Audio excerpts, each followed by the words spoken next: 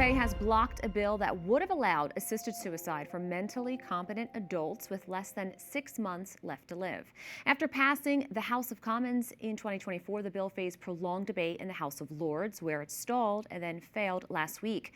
However, advocates say they will reintroduce the bill. Meanwhile, pro-life voices say this is a win for the UK and the rest of Europe. Here to discuss this latest setback on assisted suicide and end-of-life legislation in the UK and around the world is Alex Schadenberg, the Executive Director of the Euthanasia Prevention Coalition. Alex, thanks so much for joining me today.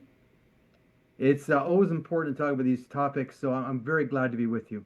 The House of Commons in England passed an end-of-life bill, but the unelected House of Lords managed to stop it. How did they do it, and what happens next?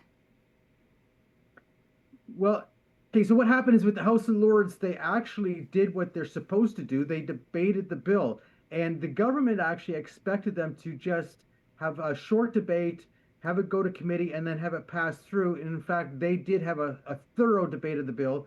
So they actually never voted on the bill because of the debate time that they were asking for made it go to the point where Parliament has run out of time. There's the throne speech from the King coming up, and therefore the bill has died based on timing of the order paper. This proposal is expected to come back for another try. Do you think it will eventually pass, or is it losing momentum? It's definitely at this moment losing momentum. I think it has a lot to do with the fact that it was recently defeated also in Scotland. Now, we have to give you some context. The bill in Scotland was originally passed by 70 to 56. Then it went into committee. Then they had the final vote on it, and it was defeated. So this is the same group of people who first passed it and then defeated it. What is your biggest takeaway from the vote in the UK?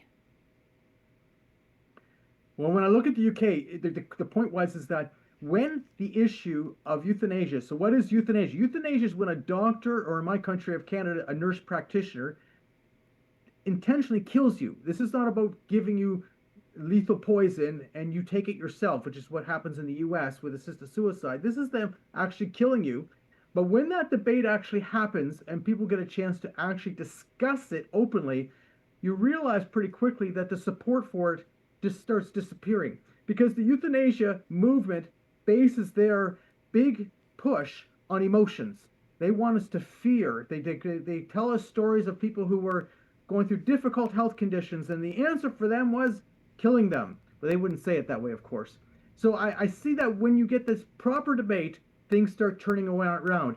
We have right now in Canada a committee looking at euthanasia for mental illness alone. Mental illness alone. That's insane. But what's going on in Canada is insane.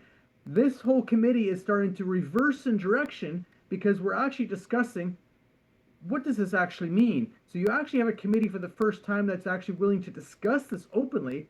And the euthanasia lobby is getting very nervous because people are starting to back off from their support. Alex Schadenberg, thank you so much. Thank you very much.